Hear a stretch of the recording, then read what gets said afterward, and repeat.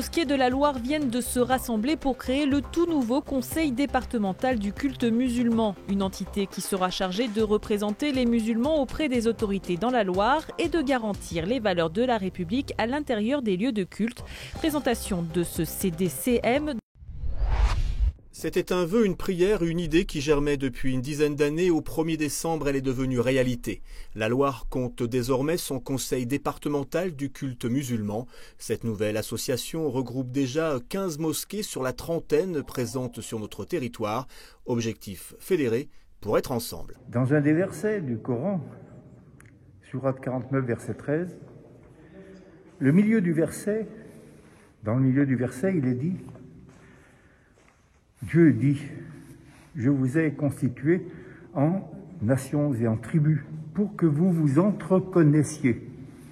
Or, nous vivons les uns à côté des autres, mosquée à côté d'une autre mosquée, on ne se connaît même pas. Pourquoi? Parce qu'il y a toujours des chicayas, comme on appellerait, de minarets. Définir un langage commun et être l'interlocuteur privilégié des représentants de l'État dans la Loire, telle est la vocation de ce conseil départemental du culte musulman.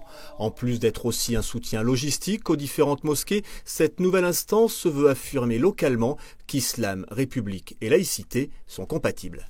Le premier point commun, en quelque sorte, entre les différentes mosquées qui constituent ce conseil départemental, c'est d'être unanime et d'accord sur le fait que les mosquées, les lieux de culte et les musulmans, leur pratique, elle est compatible et leurs idées, elles sont compatibles avec les valeurs de la République. Il n'y a rien qui le contredise. L'appel est lancé pour que les autres mosquées de la Loire adhèrent à ce conseil et signent la charte. Au total en France, 15 départements sont dotés d'une telle instance.